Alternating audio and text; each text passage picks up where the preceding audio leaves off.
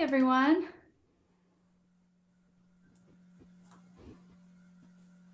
Awesome.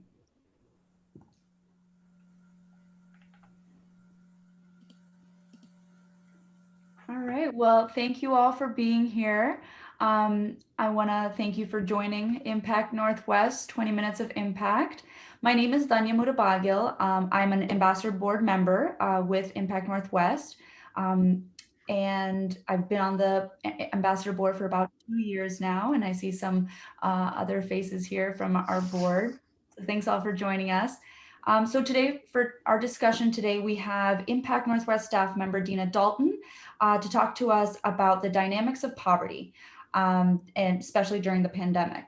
And we'll also have time at the end for some question and answer. So feel free to add your questions there to the chat, or you can hold back and wait for the Q&A at the end, and then raise your hand and we can go ahead and unmute you to ask your question. So we're really excited to see you all today. I'd like to introduce Deanna, who's a housing program manager and work of the day program at Impact Northwest. So thank you all for being here, and let's get started. Hi, thank you so much, Danya, and thank you all for taking time, this 20 minutes to have a conversation. That right there is important and a good start to transformative dialogue with people in your community. So thank you again for coming. I am by no means an expert in poverty and poverty issues. I just have been a proud employee of Impact Northwest for 7 years now, working in the housing and safety net department. And in that time, I've worked with a lot of individuals and households. And in that time, I've collected a lot of things that I've seen, bear witness to, and have been a part of in regards to poverty. And I've collected some along the way, and I like to share them. I also provide the Dynamics of Poverty agency training for Impact Northwest, which I'm very proud of. But today, what I'm going to talk about and just kind of open a conversation about is how poverty has been affected in the time of COVID with accessing services. And in respect to poverty in the time of COVID and accessing services, I have seen several areas that have compounded the issue. I will always focus on the most vulnerable of a population. And within poverty, those are the households that are houseless. So I will be basing a lot of what I talk about the most vulnerable and work up from there.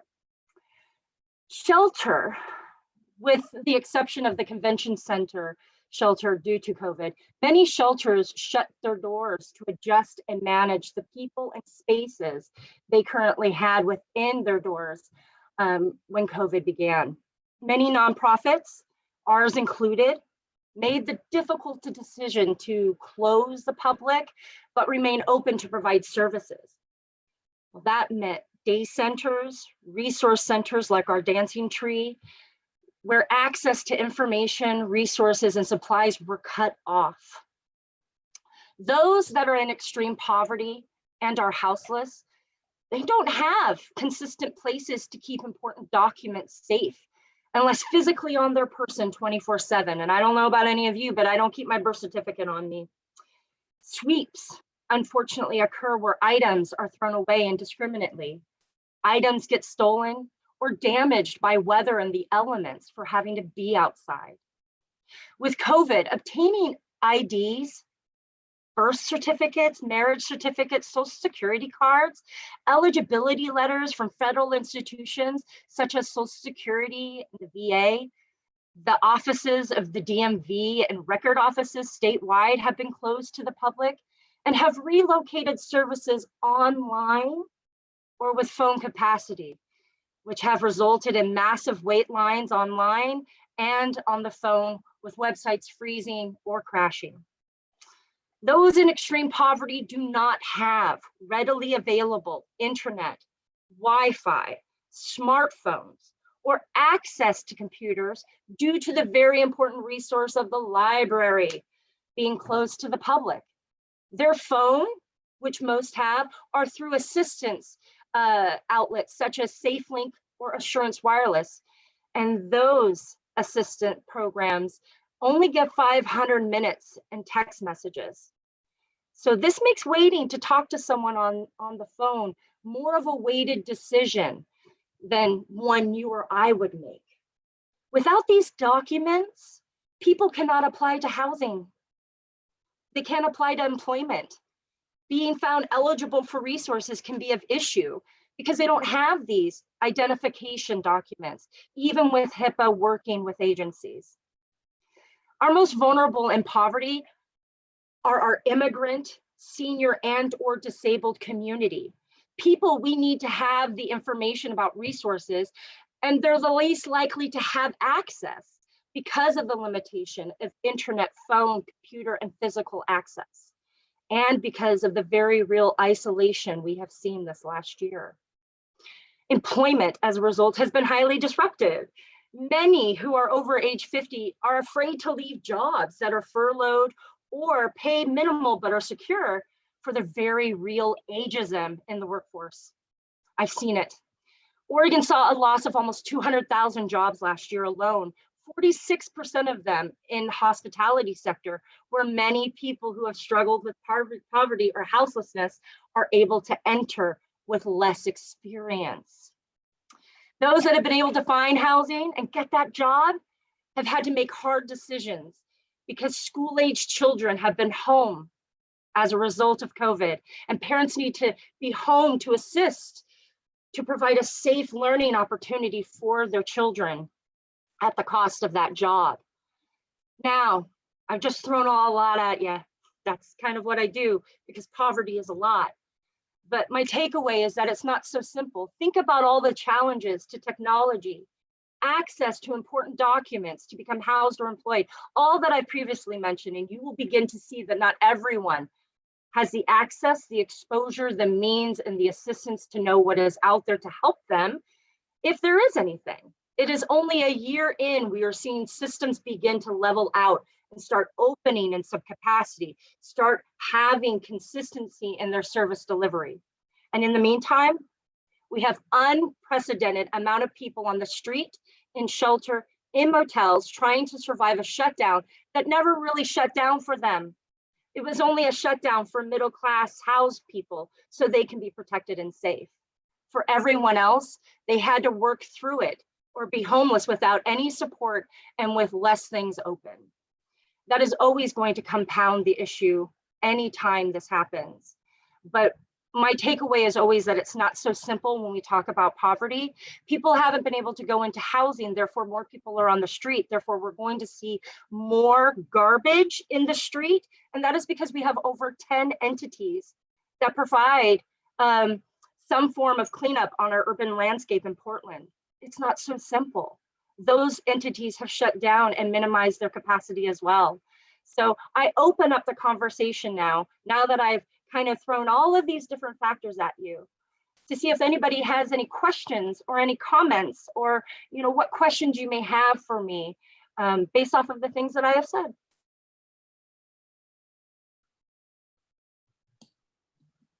You're welcome, Andy. Yeah, thank you, Dina.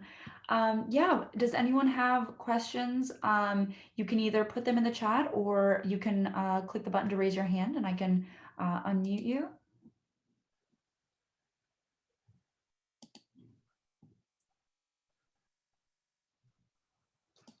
Yes, Amy. Dina, I have a question. Yeah. If this last year has taught me anything, it's how to try and think as creatively as possible. And so one of the things that struck me is the requirements that people need to be able to obtain services, like actual physical documents. Is there any way to make that simpler for folks, or to circumnavigate that particular need, or find a way to give them access to things that are online that they maybe can't get a hold of with their smartphone? That's a great question, Amy. Yes, I mean, that's what we have to do in nonprofit services to begin with, is be creative, right? But we do various things where we'll take the last letter they did have before COVID. We do creative measures such as, hey, do you have a bank statement that shows the deposit of your Social Security that you receive? And we can make sure that it's the same. We do various creative resources like that. HIPAA has allowed a lot of nonprofits to not have to accept certain eligibility documents. However, for fraud purposes, we have to as well. There's ethics involved in addition to HIPAA relinquishing some of those eligibility requirements. Plus, programs, despite that, will still often say, do your due diligence on making sure you get that documentation, not necessarily knowing just how weighted that is for the participant, the community member, and also the advocate who has the in on a lot of these resources. And all I think about when it's taking me 7 phone calls in 4 days to try to make somebody eligible is that what would this person do without an advocate when it's confounding and frustrating for an advocate that's seasoned? I can only imagine what a 70-year-old with a disability that's in their car would have to do to navigate this. It's a good question. Thank you for sharing that. So it sounds like COVID has enabled us to be creative in some ways, at least, to try and help. Actually, it has shown me that money can be found to help people, and we can have less barriers to services if we truly wanted them to be.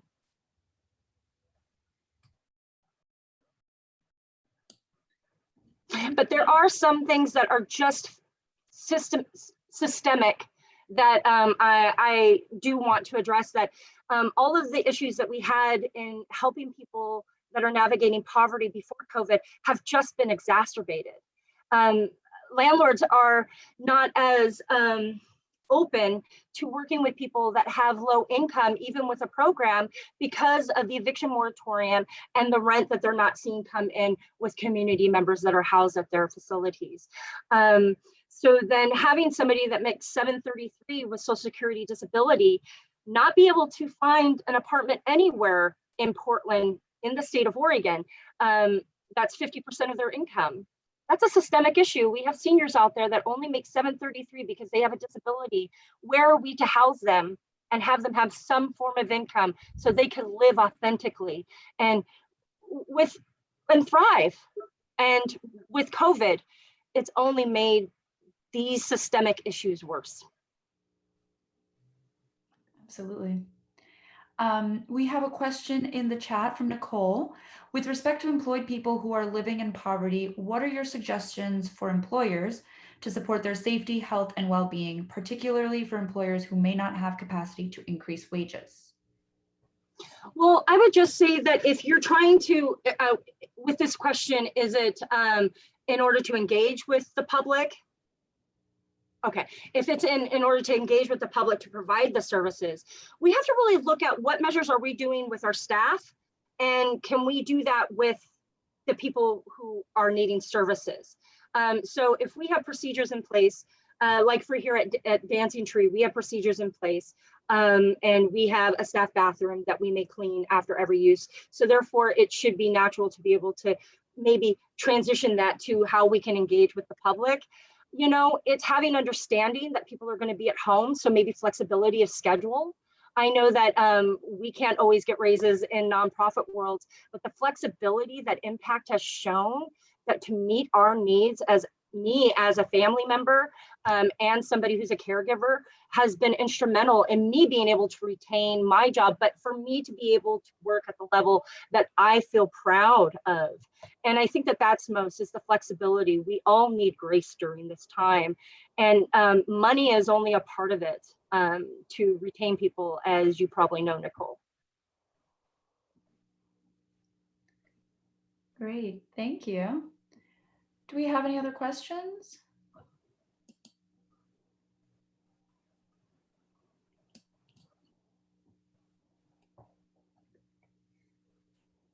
No? I have one other question. It's related to this, but you know, having the ability to access things electronically seems like that's really the key, right? You know, because you can even have something in a waterproof something or another, and it ends up getting damaged. So, what are the steps that are being taken to help enable people to have things electronically, even though they may not be able to access them right away on their phone, but for future use? It's difficult all around, Amy, Yeah. because the program that I manage, we kind of had to keep our step throughout the year because it's a federally funded program.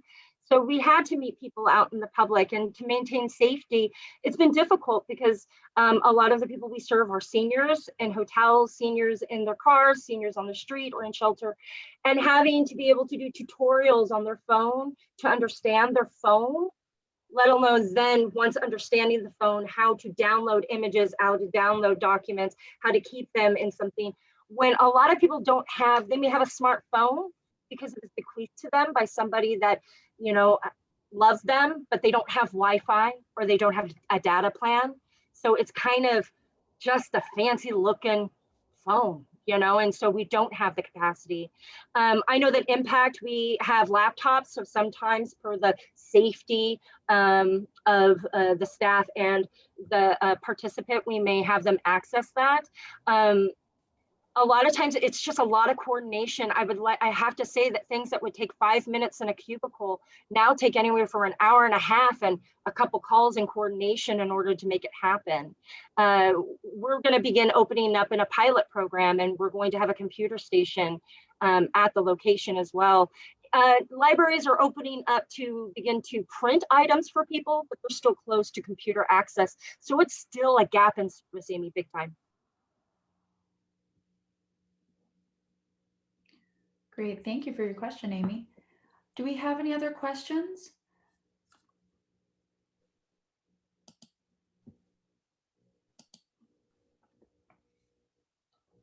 Oh, okay. I'll read the question from Nikki in the chat. It's predicted that homelessness and instability will increase as protections are lifted. Do you worry about this and have thoughts about how Impact Northwest will support even more folks in crisis? Yes, I think about it all the time. Before COVID, we had the silver tsunami of seniors and boomers, as people like to call them, coming into their age, unprecedented than any other population. And that was something we were facing before COVID. And now with COVID, you know, there's a lot of endeavors with CARES Act 3.0, 2.0, 1.0. Those all were being helpful and helping with eviction prevention, which is still going on. Impact, oh, I'm so happy, has raised $1 million for homeless prevention services. So that's stuff that nonprofits are taking into their own hands to try to have and leverage funding so they can have that nuanced, specific funding for these needs that are going to come out. Yes, homelessness will increase because when eviction moratoriums end, which this week it could, because our administration hasn't decided yet, at least I haven't heard in the news yet. So hopefully somebody will tell me if that's otherwise, but they have not made a decision yet. And that's March 31st. Ours in Oregon goes until June 30th. And I don't have a lot of confidence it's going to be renewed due to the vast amount of vaccinations that are occurring and the fact that it's opening up to all come April 5th. Those are some indicators that make me think that maybe the eviction moratorium will end. And because of certain clauses that happened with previous administrations, landlords have been able, through June. Yeah. Really? Oh my gosh, thank you. Oh, thank you, Sue. So that's good. So come June, and with vaccinations increasing in the manner that it has, I am not necessarily convinced it will go past that, because with CARES 3.0 coming into effect for COVID relief funds, and with the previous administration giving landlords the ability to kind of maybe prep up evictions to have them at the ready, we will see a dramatic increase in people needing assistance of an eviction prevention nature. And to continue answering that, I have seen nonprofits do specific funding for this specifically. So while we will see an increase, we will see funding, I believe, to assist in that endeavor. That's good. That's hopeful news. Well, thank you. Sadly, 20 minutes comes to an end pretty quickly, but thank you everyone for joining us today. If you have any other questions or are looking for any resources, please reach out. We're happy to address anything that we weren't able to. I'd also like to take this time to invite you all to Impact Northwest's next virtual event, I Am Impact, on May 27th at 5:30 p.m. And we can add that information down in the chat, and you'll see us posting about it on all of our newsletters and social media. So please save the date. Also, please join our newsletter if you haven't. And yeah, thank you again. Have a great day and take care. Thank you. Thanks, everyone.